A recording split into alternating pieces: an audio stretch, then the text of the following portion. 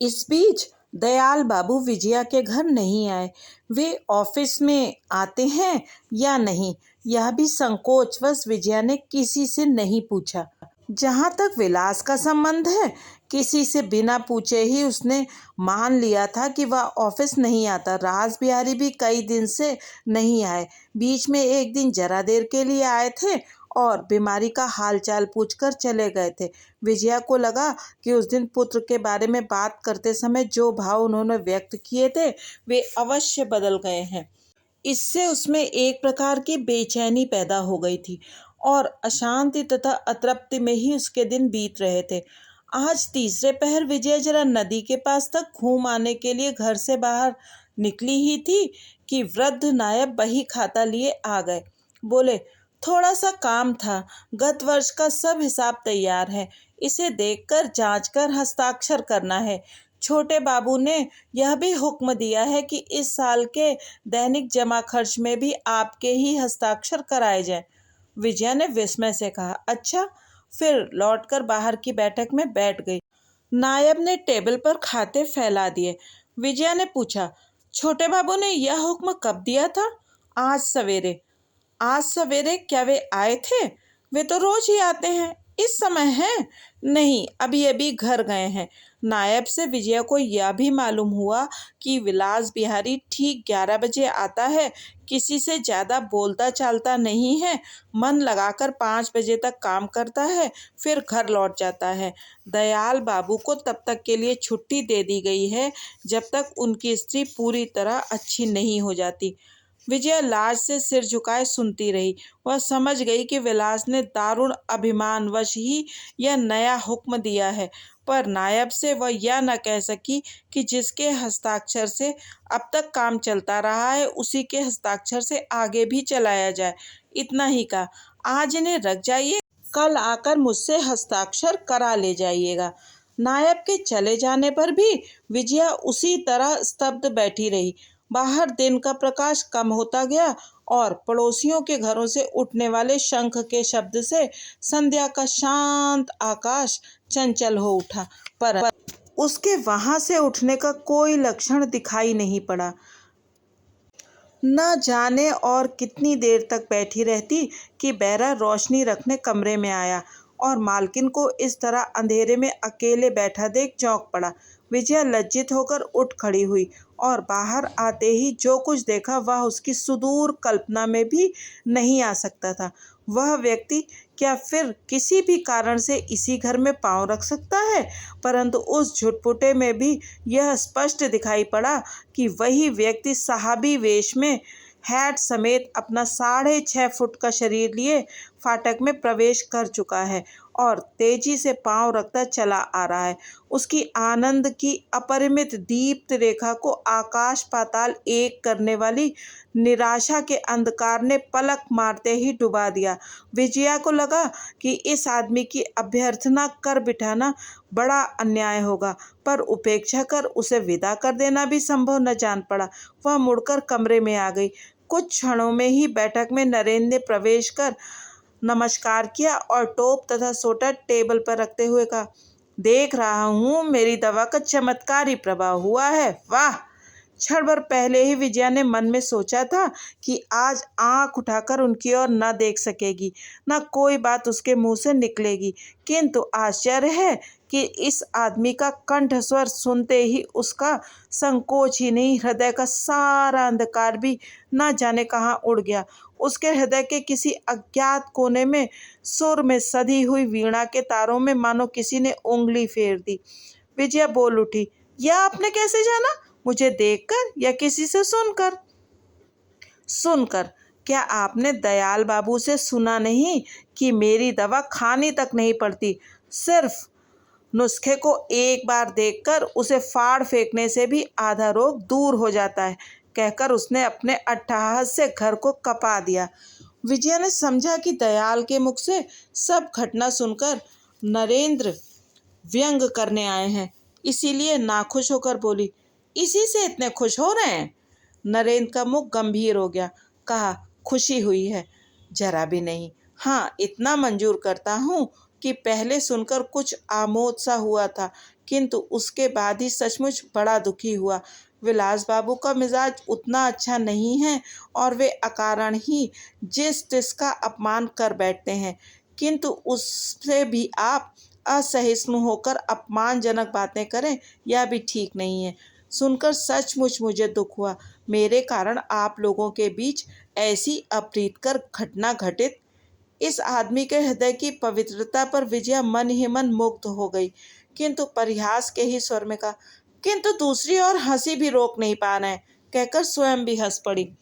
इस बार बहुत ही गंभीर होकर नरेंद्र ने कहा, आप मन में ऐसा बार बार क्यों सोचती हैं? सचमुच ही मुझे बड़ा दुख हुआ है, किंतु उस समय मैं आप लोगों के संबंध के विषय में कुछ जानता नहीं था। उसी दिन नीचे उसके पिता ने मुझसे कहा, ईर्ष्या ही इसका कारण है। दयाल बाबू ने भी कल यही कहा। सुनकर मुझे इतनी लज्जा हुई कि कह नहीं सकता। मेरी समझ में नहीं आया कि ईर्ष्या करने योग्य मुझ में क्या है। ब्राह्म समाज की स्त्रियां मौका पड़ने पर सबसे बातचीत करती हैं, इसमें विलास बाबू को ऐसा क्या दिख पड़ा? मुझे तो कुछ नहीं देख पड़ता। जो हो, मैं अपनी ओर से अभी से आप लोगों का अभिनंदन करता हूँ। आप लोग सुखी हों। विजया की आंखों में आंसू आ गए। उसने मुंह फिराकर किसी तरह रुलाई के वेग को संभाला। अच्छा, उस दिन आपने कालीपत के हाथ स्टेशन पर माइक्रोस्कोप क्यों भेज दिया था? विजया ने रुद्ध स्वर को ठीक करके कहा, आपने ही तो अपनी चीज वापस मांगी थी। वह तो ठीक, पर दाम की बात तो उसने कुछ बताई न थी। नहीं, ज्वर के वेग में मुझसे भूल हो गई थी, किंतु उस भूल का दंड भी आपने मुझे कम नहीं दिया। नरेन ने लज्जित होकर कहा, किंतु कालीपत तो कहता था। विजया बीच में ही बोल पड़ी, वह सब मैं सुन चुकी हूँ, किंतु वह कुछ भी कहे, आपको उपहार देने की स्पर्धा मैं करूँगी। ऐसी बात पर आपने कैसे विश्वास कर लिया? और कर ही लिया था तो उसका दंड अपने ही हाथों से क्यों नहीं दिया? क्यों नौकर के सामने मेरा अपमान किया? मैंने आपका क्या अपराध किया था? कहते कहते उसका गला रूंध गया। नरेन ने लज्जित एवं आश्चर्यचकित होकर विजया के मुंह की ओर देखा। वह सिर फिराकर खिड़की से बाहर की ओर देख रही थी, इसलिए मुंह तो दिखाई नहीं पड़ा। दिखाई पड़ी गले में पड़ी हीरे की माला, जिससे दीपक के आलोक में किरणें फूट रही थीं। दोनों कुछ देर मौन रहे। फिर नरेंद्र ने कुंठित स्वर में धीरे धीरे कहा, मैंने ठीक नहीं किया, यह तो मैं उसी समय समझ गया था, किंतु ट्रेन चल चुकी थी। कालीपत का दोष क्या था? उस पर क्रोध करना मेरे लिए किसी तरह उचित नहीं था। यह ईर्ष्या कितनी बुरी चीज़ है, यह सब अब मुझे अच्छी तरह समझ में आया। इस समय तो मैं समझता हूँ कि मुझसे विलास बाबू की ईर्ष्या उनका भारी भ्रम है, किंतु आप सुनकर ताज्जुब करेंगी कि उस समय मुझसे भी बड़ी भूल हुई थी। मेरे अपमान से आपको क्लेश हुआ था। नीचे जाने पर राज बिहारी बाबू ने भी अपने लड़के की ईर्ष्या की बात बताकर मुझसे बुरा न मानने को कहा। इन सब बातों से मैंने समझ लिया कि इस ईर्ष्या का कुछ कारण जरूर है। उसके बाद रात दिन आपकी ही बातें सोचने लगा। किसी प्रकार आपका ध्यान हृदय से दूर नहीं होता था। काम काज कुछ न कर पाता था। 2-3 दिन तो आपको देखने के लिए पागल की तरह इसी रास्ते से आया गया भी। कई दिनों तक वह भूत मेरे सिर पर सवार रहा, कहकर वह हंसने लगा। विजया कुछ बोल न सकी, उठकर बगल के कमरे में चली गई। नरेंद्र की हंसी गायब हो गई। उसने सोचा, इस बार और न जाने क्या अपराध हो गया। वह चुपचाप स्तब्ध होकर बैठा रहा। थोड़ी देर बाद बैरे ने आकर कहा, आप जाइएगा नहीं, मांझी ने आपको बैठने को कहा है। 5 मिनट बाद अपने हाथ में भोजन की थाली लिए विजया ने कमरे में प्रवेश किया। उसके पीछे पीछे चाय का सामान लिए नौकर भी था। डॉक्टर की सतर्क आंखों से छिपा न रहा कि विजया के मुंह पर रोने की छाप है। नौकर के जाते ही नरेंद्र थाली खींचकर भोजन करने लगा। मौन के भार को और न सह सकने के कारण विजया ने पूछा, आपने उस भूत की बात तो पूरी नहीं की? अब तो वह उतर गया ना? हाँ, चलो, झंझट मिट्टी, जान बची, नहीं तो वह न जाने कब तक आपको तंग करता। नरेन ने भोजन और चाय समाप्त कर जेब से घड़ी निकाल कर देखी, फिर बोला, बस 10 मिनट रह गए, चलता हूँ। क्या कलकत्ता के लिए यही अंतिम गाड़ी है? नहीं, एक ट्रेन और है, पर उसमें अभी 1.5 घंटे की देर है। अच्छा, नमस्कार। कहकर नरेंद्र तेजी के साथ चला गया। विलास समय पर ऑफिस आता, अपना काम करता और चुपचाप चला जाता था। बहुत जरूरी होने पर आदमी भेजकर विजया की राय ले लेता था, किंतु स्वयं नहीं आता था। विजया समझ गई कि बिना बुलाए वह अब नहीं आएगा। उसके आचरण में क्रोध के स्थान पर अनुताप और आहत अभिमान प्रकट होने से विजया का क्रोध भी खत्म हो गया था। उसे यह सोचकर बड़ी शर्म आती थी कि न जाने कितने लोग इस बात को लेकर हंस रहे होंगे। अब तक विलास को लोग मालिक समझते थे, अब उसने अपने आचरण से लोगों के सामने उसे कितना छोटा बना दिया है। इन बातों के कारण उसका हृदय बड़ा व्यथित था और अब चाहती थी कि किसी तरह उस घटना की छाप बिल्कुल मिट जाए। उसकी इसी मनोदशा में एक दिन तीसरे पहर एक चपरासी ने आकर कहा कि विलास बाबू आपसे मिलना चाहते हैं। बात अप्रत्याशित थी। विजया ने कहा, भेज दो। विलास के आते ही उसने खड़े होकर नमस्कार किया और बोला, आइए। मैं अधिक व्यस्त होने के कारण ना आ सका। तुम्हारी तबीयत तो अच्छी है ना? विजया ने सिर हिलाकर कहा, हाँ। कल नए साल का पहला दिन है। मैं चाहता हूँ कि कल लोगों को एकत्र करके कुछ देर यहाँ तुम्हारे घर पर भजन कीर्तन हो। बड़ी अच्छी बात है। जरा घर को फूल मालाओं से सजा भी दिया जाए और नए साल का पहला दिन है, इसीलिए कुछ खाने पीने का भी प्रबंध हो तो अच्छा रहेगा। विलास ने हार्दिक समर्थन किया। कुछ और बातचीत के बाद वह चला गया। जो आत्मग्लानि और पीड़ा विजया को इतने दिनों से दुख दे रही थी, वह दूर हो गई। उसने अनुभव किया कि विलास दुबला और रोगी सा हो गया है और अपमान अनुताप ने उसकी प्रकृति को बदल दिया है। विलास उसे जी जान से चाहता है, यह बात बहुत तरह से बहुत बार उसके सामने कही गई है, परंतु एक घड़ी के लिए भी विजया के अंतःकरण में उसकी प्रतिध्वनि नहीं हुई, बल्कि संध्या के एकांत में उसका हृदय धीरे धीरे एक और ही आदमी के पास जाकर बैठ जाता है। वह आदमी अपटु और निरुपाय है। विपत्ति के दिनों में उसे कुछ भी सहायता न मिलेगी, फिर भी उसी निकम्मे आदमी का बोझ जीवन भर के लिए जैसे उसने लाद लिया है। यह सोचकर उसके हृदय में प्रसन्नता की लहर दौड़ जाती है, परंतु आज उसके मन ने समझा है कि विलास का जो रूप ऊपर से दिखाई पड़ा है वह उसका यथार्थ रूप नहीं है। प्यार के अपराध में ही उसे यह दंड मिला है, इसीलिए उसकी करुण ममता ने उसे आज क्षमा कर दिया। दूसरे दिन सुबह उठते ही उसे नीचे काम काज की हलचल सुनाई पड़ी। तैयार होकर वह जल्दी जल्दी नीचे गई तो देखा कि विलास नौकरों के साथ काम में जुटा है। बोली, मुझे क्यों ना बुला लिया? विलास ने स्नेह भरे स्वर में कहा। आवश्यकता क्या थी? विजया मुस्कुराकर बोली, मैं शायद बिल्कुल अकर्मण्य हूँ। अच्छा बताइए, मैं क्या करूँ? आज बहुत दिनों बाद विलास हंसा। बोला, तुम बस यह देखो कि हमारे काम में कहीं कोई भूल तो नहीं हो रही है। अच्छा, कहकर वह एक कोच पर बैठकर देखने लगी। 8 बजे तक सब तैयारी हो गई और परस्पर बातचीत के कारण दोनों के बीच विरोध या ग्लानि का नाम भी नहीं रह गया। इतनी बड़ी तैयारी देखकर विजया ने कहा, आदमी तो थोड़े हैं पर तैयारी इतनी ज्यादा है, क्यों? विलास ने कहा, बाबूजी ने अपने कुछ इष्ट मित्रों को भी बुलाया है। विजया बोली, काका जी ने मुझसे तो कुछ नहीं कहा। बाबूजी की चिट्ठी तुम्हें नहीं मिली? जान पड़ता है लिखकर वे भेजना भूल गए होंगे। विजया ने और कुछ नहीं पूछा, परंतु उसके मन में संदेह ने घर कर लिया।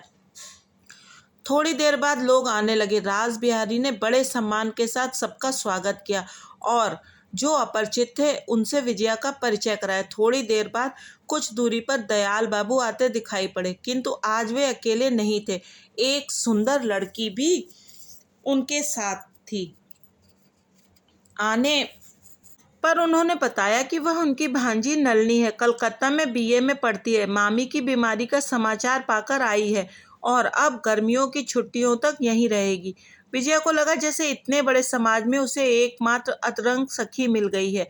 उसने बढ़कर नलिनी को कलेजे से लगा लिया और अपने पास ही बिठा लिया। दोनों में बातें करते करते प्रगाढ़ स्नेह हो गया। उपासना 9:30 में शुरू होने वाली थी। अभी उसमें कुछ विलंब था, इसीलिए लोग बरामदे में इधर उधर खड़े बातें कर रहे थे कि राज बिहारी ने कहा, आओ भैया आओ, अपने व्यस्त जीवन के बीच तुम समय निकाल कर आ सकोगे, यह आशा मुझे नहीं थी। सिर उठाते ही नरेंद्र को देख विजय सहसा अपनी आंखों पर विश्वास न कर सकी। नलिनी ने कहा, नरेंद्र बाबू हैं?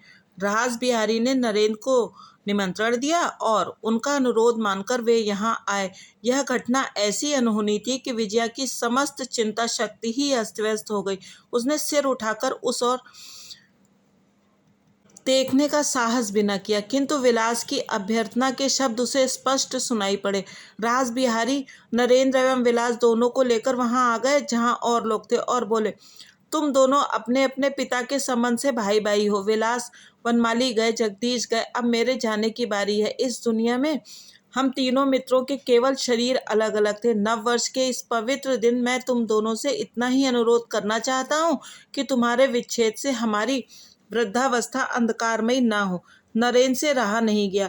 उसने विलास का हाथ अपने हाथ में लेकर कहा, विलास बाबू, आप मेरे सब अपराध क्षमा करें। विलास ने नरेंद्र को छाती से लगाकर कहा, अपराध तो मेरा है नरेंद्र, मुझे क्षमा करो भैया। राज बिहारी ने आंखें मूंद कर कहा, इस शुभ मुहूर्त में मैं आशीर्वाद देता हूँ कि तुम दोनों का जीवन सुखमय हो। मेरे लिए बड़े आनंद का दिन है। आज मेरी सारी व्यथा दूर हो गई। जब सब लोग यथास्थान बैठ गए तब दयाल बाबू ने उठकर कहा, जहाँ विरुद्ध हृदयों का सम्मेलन होता है वहां ही भगवान विराजते हैं। अतः आज यहाँ भगवान के आविर्भाव के विषय में जरा भी संदेह नहीं। इसके बाद उन्होंने 15 मिनट तक सुंदर व्याख्यान दिया। उनकी आंतरिक भक्ति एवं निष्कपट विश्वास के कारण सभी पर उसका बड़ा अच्छा प्रभाव पड़ा। राज बिहारी की बंद आंखों से तो आंसू बह रहे थे। उपासना समाप्त हो जाने पर भी वे उसी तरह बैठे रहे। यह भी नहीं जान पड़ता था कि वे अचेत हैं या होश में हैं। थोड़ी देर बाद उन्होंने आंखें खोली और उठकर दयाल बाबू को गले से लगा लिया। फिर कंपित कंठ से बोले, भाई, यह सब तुम्हारे ही आशीर्वाद का शुभ फल है। फिर अभ्यागतों की ओर घूम कर कहा, आज की पवित्र घड़ी में आप लोगों से एक और आशीर्वाद की भिक्षा मांगता हूँ। वनमाली भैया आज जीवित होते तो वही अपने कन्या के विवाह की सूचना आपको देते, किंतु उनके न रहने के कारण वह कर्तव्य भार मुझ पर आ पड़ा है। इस समय मैं ही वर कन्या दोनों का पिता हूँ। मैंने इसी मास की पूर्णिमा को विवाह की तिथि निश्चित की है। आप लोग आशीर्वाद दें कि वह सब कार्य निर्विघ्न पूर्ण हो। इतना कहकर उन्होंने एक जोड़ी सोने का कंगन दयाल बाबू की ओर बढ़ा दिया। दयाल उसे लेकर विजया के पास गए और बोले, मैं मन वाणी काया से तुम्हारी कल्याण कामना करता हूँ बेटी। अपने दोनों हाथ तो आगे करो। किंतु नतवदना विजया वैसे ही जड़ मूर्ति की तरह बैठी रही। दयाल के पुनः अनुरोध करने पर भी नहीं हिली। तब नलिनी ने हंसकर जबरदस्ती उसके दोनों हाथ ऊपर उठा दिए। दयाल बाबू ने अत्याचार की हथकड़ी आशीर्वाद के स्वर्ण वलय के भ्रम में उस मूर्छित प्राय निरुपाय नारी के अशक्त अवश हाथों में पहना दी। किसी को विजया की यथार्थ मनस्थिति का पता नहीं चला, बल्कि सब लोगों ने उसे वधू की मधुर लज्जा समझ आशीर्वाद और प्रसन्नता की ध्वनि से कमरा गुंजा दिया। खान पान के बाद मंडली बिखर गई। सब लोग एक एक करके चले गए। केवल विजया और नलिनी रह गईं। विजया ने कहा, बहन, आपसे मिलकर जो सुख हुआ उसे शब्दों में व्यक्त करना असंभव है। यहाँ मैं बिल्कुल अकेली हूँ। कोई ऐसा नहीं जिससे मन की बातें कर सकूं। आपकी जब इच्छा हो अवश्य दर्शन दीजिएगा। वैसे हो सका तो मैं भी कल आपकी मामी को देखने आऊंगी। पर रुकिए, दयाल बाबू शायद ऑफिस चले गए हैं, उन्हें बुलवाती हूँ। नलिनी ने कहा, नहीं, वे तो ऑफिस का काम करके अब शाम को घर जाएंगे। मैं नरेंद्र बाबू की प्रतीक्षा कर रही हूँ। वे अपने मामा से मिलने गए हैं, आते ही होंगे। विजय ने चकित होकर पूछा, आपका उनसे क्या पूर्ण परिचय है? नहीं, अभी परसों ही परिचय हुआ है। मामा को कष्ट से बचाने के लिए वे मुझे स्टेशन पर लेने आए थे। उन्हीं के साथ मामा के घर आई। बस इतना ही परिचय है। पर नरेंद्र बाबू इतने भले हैं कि 2 ही दिन में आत्मीय से हो गए हैं। मामी तो उन्हें अपने पेट के बच्चे की तरह मानती हैं। इस समय वे हमारे ही यहाँ स्नान भोजन विश्राम करके संध्या की गाड़ी से कलकत्ता जाएंगे। इसी समय नरेंद्र आते दिखाई पड़े। नजदीक आने पर बोले, वाह, दोनों सखियों में खूब घनिष्ठता हो गई दिख पड़ती है। सचमुच आज नव वर्ष का प्रथम दिन मेरे लिए यथार्थ सुप्रभात है। परंतु आप इतनी उदास क्यों दिखाई पड़ रही हैं? विजय ने खींच के स्वर में कहा, एक दिन में यह सवाल कितनी बार कीजिएगा? नरेन ने हंस कर कहा, क्यों, दूसरी बार पूछने से कुछ नुकसान हो गया? अच्छा, यह तो बताइए कि जरा देर में आप झट नाराज क्यों हो जाती हैं? यह आप में बड़ा भारी दोष है। कहकर वह फिर हंसने लगा। विजया ने अपनी हंसी को संभालकर छद्म गंभीरता के साथ कहा, आपकी तरह सब कैसे निर्दोष हो सकते हैं?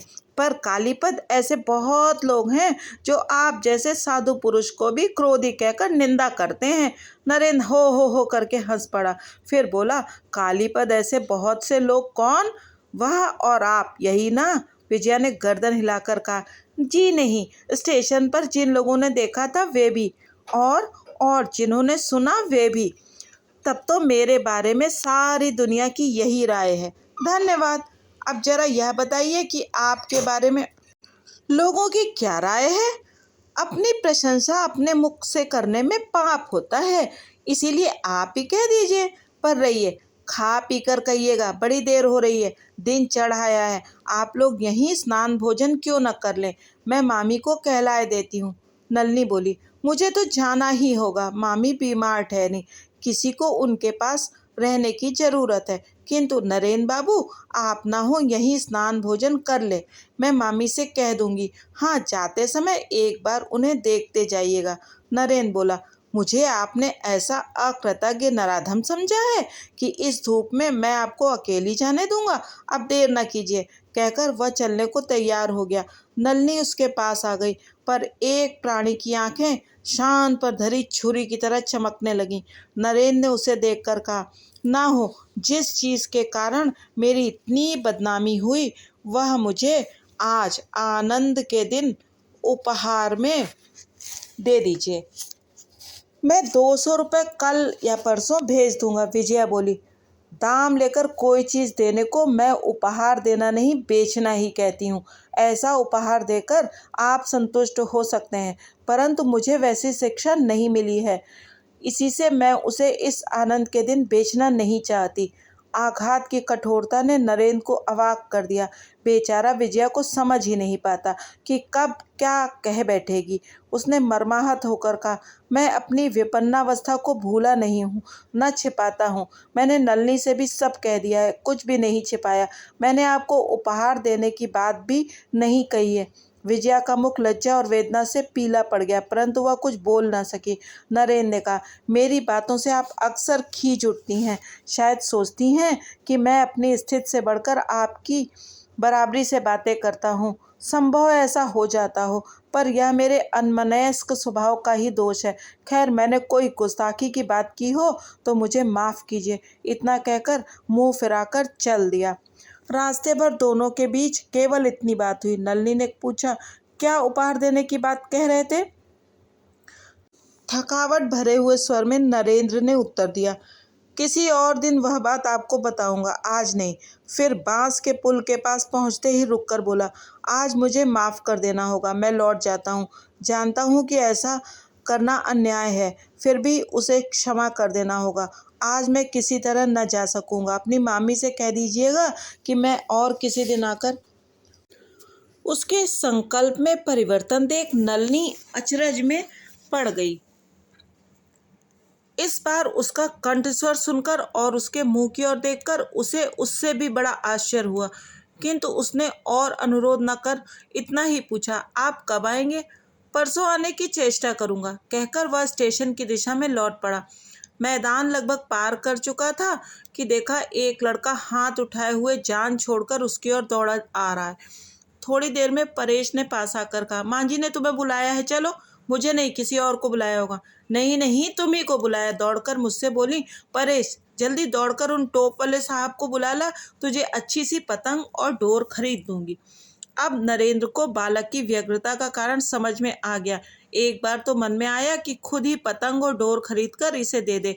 आज ही क्यों बुलाया है, जाना उचित है या नहीं, इसी तरह के तर्क वितर्क उसके मन में उठने लगे, पर वह कुछ निश्चय न कर पाया। फिर भी उसके पांव उधर ही उठते जा रहे थे। रास्ते भर बुला भेजने का कोई कारण उसे न सूझ पड़ा।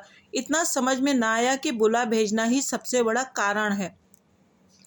बैठक में प्रवेश करते ही विजया सामने आकर खड़ी हो गई। आंसू भरी आंखों से नरेंद्र की ओर देखते हुए बोली, इतनी देर हो जाने पर भी बिना खाए पिए आप चले जा रहे हैं? यह बड़ा अच्छा है ना। मैं तो व्यर्थ क्रोध करती हूँ, बहुत बुरी हूँ, पर आप? बड़े ही आश्चर्य से नरेंद्र ने कहा, इसका क्या अर्थ? किसने कहा कि आप बुरी हैं? ये सब बातें आपसे किसने कही हैं? विजया के होंठ कांपने लगे। बोली, आपने कही हैं। क्यों नलनी के सामने आपने मेरा ऐसा अपमान किया? मेरा अपमान ही करना और मुझी को दंड देने के लिए बिना खाए चले जा रहे हैं? मैंने आपका क्या बिगाड़ा है? कहते कहते उसकी आंखों में आंसू भर आए। जान पड़ता है उन्हें ही संभालने के लिए वह उस तरफ खिड़की के पास जाकर पीछे फिरकर बाहर की ओर देखने लगी। नरेंद्र हतबुद्धि की भांति कुछ न बोल सकने के कारण उसकी ओर देखता ही रह गया। इस अभियोग का जवाब उसे कहीं खोजने पर भी नहीं मिला। शायद वह इसका कारण ही सोच न सका। बैरे ने आकर कहा, नहाने के लिए पानी तैयार है। तब विजया शांति भाव से लौटकर बोली, जाइए, अब और देर न कीजिए। स्नान करके नरेंद्र खाने बैठा। विजया उसके पास ही बैठकर पंखा झलने लगी। उसके हृदय को हिलाता लज्जा का एक झोंका निकल गया। नरेंद्र ने कहा, मुझे हवा की जरूरत नहीं है, आप पंखा रख दें। विजया ने मीठी हंसी हंसकर कहा, आपको जरूरत ना होने पर भी मुझे तो जरूरत है। पिताजी कहते थे लड़कियां खाली हाथ कभी नहीं बैठती, पर आपने भी तो अभी तक भोजन नहीं किया है। नहीं, पुरुषों को खिलाए बिना हम लोग नहीं खाती। नरेंद्र ने खुश होकर कहा, अच्छा, ब्राह्म होने पर भी आपका आचार विचार हम ही लोगों जैसा है। विजया ने यह नहीं कहा कि ज़्यादा ब्राह्म घरों में ऐसा नहीं, इसका उल्टा ही होता है। केवल उसके पिता इस सब हिंदू आचार को अपने घर में चला गए हैं। बल्कि उसने कहा, इसमें आश्चर्य की क्या बात है? हम लोग कोई विलायत से तो आए नहीं है, ना हमारा आचार विचार ही काबुल से आया है। ऐसा ना होना ही तो आश्चर्य की बात होती। इसी समय नौकर ने खांस कर कहा, माँ जी, नायब साहब नीचे बही खाता लेकर खड़े हैं, उन्हें क्या कह दूं? आज मुझे छुट्टी न मिलेगी, कल आने को कह दे। नौकर के चले जाने पर नरेंद्र बोला, यही नौकरों का माजी कहना मुझे बड़ा अच्छा लगता है।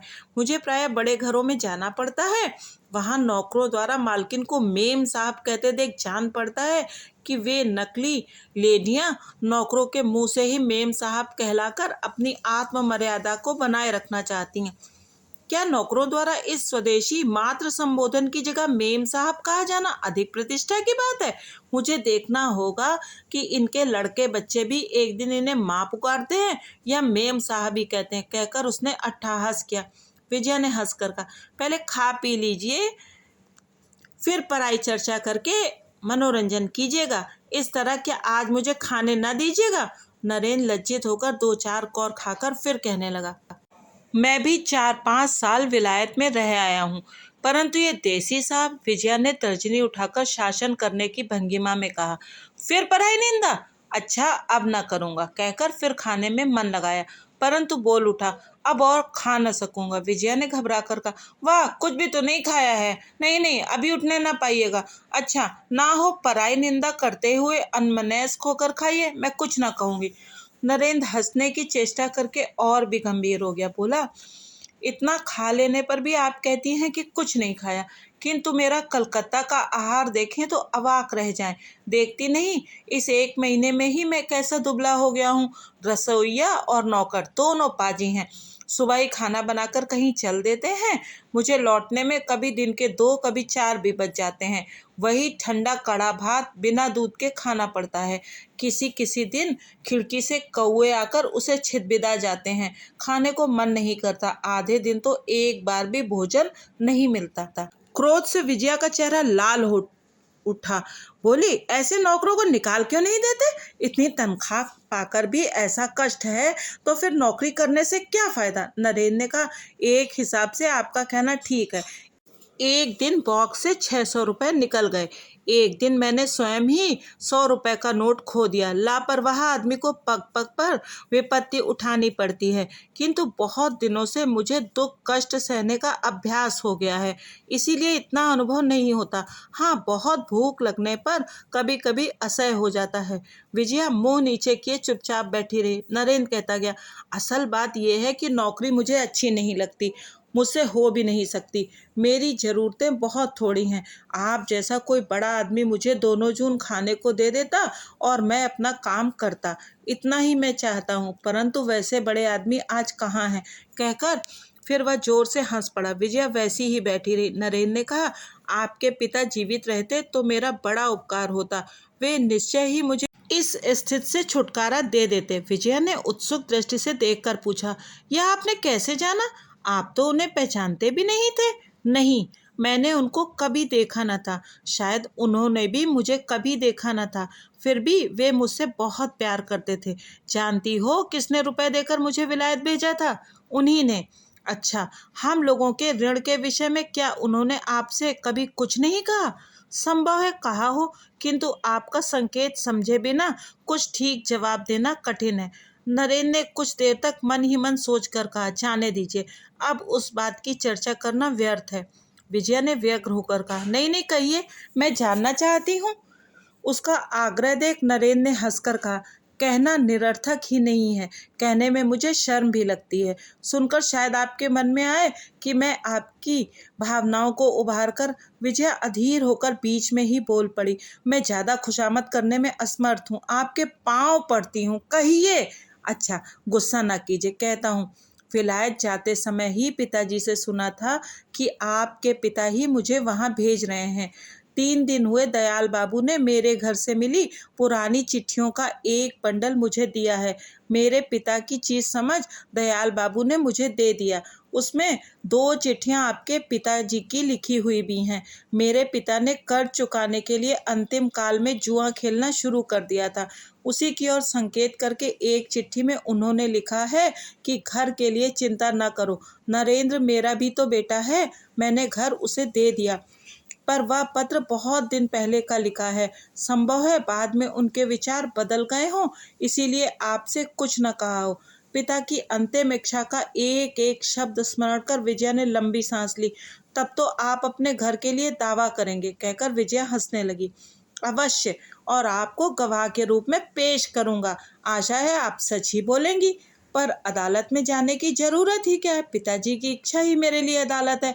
मैं वह घर आपको लौटा दूंगी, वह चिट्ठी देखूंगी। यदि उसमें वैसा ही लिखा होगा तो मैं उनकी आज्ञा का पालन करने में किसी तरह न हटूंगी। पिताजी की दी हुई चीज मैं आत्मसात न करूंगी, यह मेरी प्रतिज्ञा है। आपने वह घर जब एक अच्छे काम के लिए दे दिया है, तब उसे हड़पने का दोष आप पर मैं नहीं लगा सकता। फिर मैं उसे लेकर करूँगा क्या? मेरे पास कौन है जो उसमें आकर रहेगा? बच गया मैं, सो मुझे तो कहीं ना कहीं नौकरी करनी ही पड़ेगी। फिर इसके लिए विलास बाबू ही क्यों राजी होंगे? अपनी चीज़ के लेन देन के बारे में मुझे दूसरों को राजी करने की क्या ज़रूरत है? और अगर आपको घर की आवश्यकता नहीं तो उसका उचित मूल्य मुझसे ले लीजिए। ऐसा करने से आपको नौकरी करने की ज़रूरत भी न रहेगी और आप स्वतंत्र होकर अपना काम भी कर सकेंगे। बस आप मान जाइए। नरेंद्र ने देखा कि विजया परिहास में यह सब बातें नहीं कह रही है, वह उसको गृहहीन कर देने की व्यथा से व्यथित है, परंतु वह ऐसा प्रस्ताव कैसे स्वीकार कर सकता है जिसे लेने का उसे अधिकार नहीं, उसे वह भीख की तरह कैसे ले सकता है। उसने कहा, मैं आपकी बात समझ गया। आप इस गरीब को किसी न किसी बहाने कुछ देना चाहती हैं, है ना यही बात? इस बात से मुझे कितना कष्ट होता है आप जानते हैं। मैं तो मन की बात कह रही हूँ। आप करोड़पति हो या गरीब, इससे मुझे कुछ लेना देना नहीं है। मैं तो पिताजी की आज्ञा का पालन करने के लिए घर वापस करना चाहती हूँ। प्रतिज्ञा तो आप करती हैं, पर आपको मालूम नहीं कि ऐसा करने पर आपको ना जाने कितनी चीज़ें लौटानी होंगी, केवल वह घर ही नहीं। अच्छा, आप अपनी संपूर्ण संपत्ति फेर लीजिए। दावा करने को तो आप कहती हैं, पर मेरा दावा कहाँ तक पहुँचता है यह जानती हैं? ये घर, जमीन जायदाद ही नहीं और भी चीज़ें हैं। पिताजी ने आपको और क्या क्या दिया है? उस चिट्ठी में यहाँ पर जो कुछ है सब उन्होंने मुझे दिया है। ये घर, ये कमरे, फर्नीचर, सामान, दास दासी, यहाँ तक कि उनकी मालकिन तक पर मेरा दावा पहुँच सकता है। यह भी जानती हैं? पिताजी की आज्ञा, पिताजी की आज्ञा तो करती हैं, देंगी ये सब? विजया नीचे से ऊपर तक सिहर उठी, किंतु कुछ जवाब न देकर सिर झुकाए काठ की मूर्ति की तरह बैठी रही। नरेंद्र मुंह में भात का कौर डालते हुए गर्व के साथ बोला, क्यों, मन में आता है कि दे सकेंगी? ना हो तो एक बार एकांत में विलास बाबू से परामर्श कर लीजिए, कहकर हा हा करके हंसने लगा। किंतु विजया के मुंह उठाते ही उसकी हंसी जैसे मार खाकर सहसा रुक गई। विजया के मुंह पर जैसे खून का जरा भी आभास न हो। ऐसे एक सूखे पीले मुख पर नजर पड़ते नरेंद्र घबरा कर कह उठा, आप क्या पागल हो गई हैं? मैं क्या सचमुच इन चीजों पर दावा करने जा रहा हूँ? और दावा करने पर भी क्या उन्हें पा जाऊंगा? लोग मुझे पकड़कर पागल खाने में बंद कर देंगे।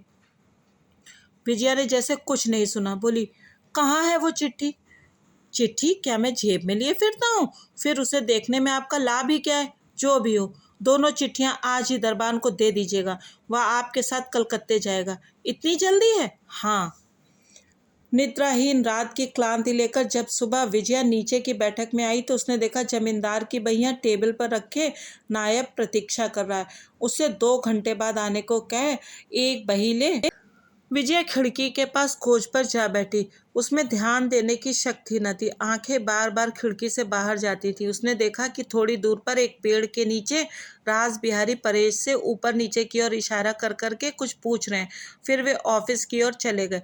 परेश जब घर के पास आया तो विजया ने उसे बुलाकर पूछा, बाबू तुझसे क्या पूछ रहे थे? माँ जी, मैं डॉक्टर बाबू के खाने के समय यहाँ था, पतंग लेने चला गया था ना, पर वे कह रहे थे कि क्या बातचीत हुई बता दे, नहीं तो सिपाही से पकड़कर तुझे झोंकों से कटवाऊंगा। मैंने कहा कि नए दरबार ने आपसे झूठ कहा है। मुझे तो माँ जी ने बस इतना कहा था कि जा दौड़कर डॉक्टर को बुला ला, तुझे पतंग ले दूंगी। इसी से मैं दौड़ा गया। परेश को विदा कर विजया अपने स्थान पर खाता खोलकर बैठ गई, पर वही लिखावट उसकी आंखों के सामने लिप पुतकर एक हो गई। हाँ, रात भर जागने से ही नहीं, क्रोध से भी लाल हो रही आंखें अग्निशिखा की भांति जलने लगी। थोड़ी देर बाद ही राज बिहारी बाहरी दरवाजे पर लाठी का शब्द करते हुए अंदर आ गए और एक कुर्सी खींचकर उस पर बैठ गए। विजया ने खाते पर से सिर उठाकर कहा, आइए, आज इतनी सुबह कैसे? राज बिहारी ने उसकी बात पर ध्यान न देकर पूछा, दोनों आंखें बड़ी लाल दिख रही हैं बेटी, ठंड वंड तो नहीं लग गई? विजया ने सिर हिलाकर कहा, नहीं। क्या रात नींद नहीं आई या और कुछ? नहीं, मुझे कुछ नहीं हुआ है, कहकर विजया खाता देखने लगी। राज बिहारी बोले, धूप के भय से सुबह आ गया। सुना है चौधरियों ने घोषपाड़ा की सीमा को लेकर मामला करने का निश्चय किया है। जमींदारी के बहुत से जरूरी कागज जिनके खो जाने का भय था, वनमाली अपने पास ही रखते थे। कलकत्ता से आते समय विजया उन्हें अपने साथ लाई थी और अपने सोने के कमरे की लोहे की अलमारी में बंद कर दिया था। विजया ने पूछा, वे कितनी जमीन का दावा करने वाले हैं? 2 बीघे तो होगी ही बस, तो उन्हें ले लेने दीजिए। इतनी जमीन के लिए मुकदमे में हजारों रुपए स्वाहा करना मैं ठीक नहीं समझती। बड़े ही विस्मय के भाव से राज बिहारी ने कहा, आज यदि हम 2 बीघे छोड़ देंगे तो कल 200 बीघे छोड़ने पड़ेंगे। मामूली बातों को लेकर मामला मुकदमा लड़ने की कोई जरूरत नहीं है।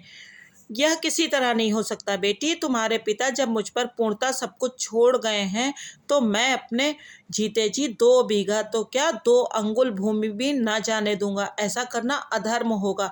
और भी कई कारणों से दस्तावेजों को एक बार ध्यान से देखना होगा। बेटी जरा कष्ट करो, ऊपर से उन्हें ला तो दो। उठने की कोई प्रवृत्ति न प्रकट करके विजया ने पूछा, और क्या कारण है?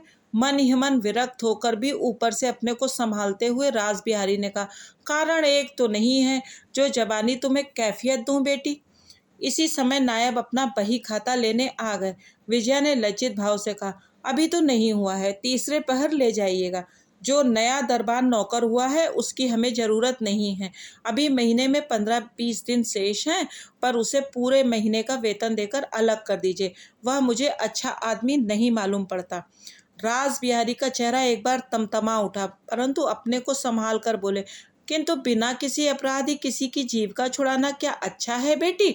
विजया चुप रही। इससे नायब ने भरोसा पाकर कहा, तब तो उसे विदा कर दीजिए आज ही, कहकर विजया फिर खाता देखने लगी। नायब चला गया। राज बिहारी ने कहा, जरा कष्ट करो बेटी, आज सब कागजात एक बार अच्छी तरह देखने ही होंगे। क्यों? कह तो चुका कि विशेष कारण है, वही बात बार बार दोहराने के लिए मेरे पास समय नहीं है। विजया ने खाते पर से आंखें उठाए बिना ही धीरे से कहा, ना कहेंगे सो तो ठीक, परंतु कारण तो आपने एक भी नहीं बताया। बताए बिना क्या तुम उठोगे नहीं? फिर कुछ मिनट तक प्रतीक्षा की, किंतु विजया को स्थिर बैठे देख इस बार उनका धैर्य जाता रहा। बोले, इसका मतलब यह है कि तुम्हें मुझ पर विश्वास नहीं है। विजया चुप रही। उसकी चुप्पी का अर्थ इतना स्पष्ट था कि क्रोध से राज बिहारी का चेहरा काला पड़ गया।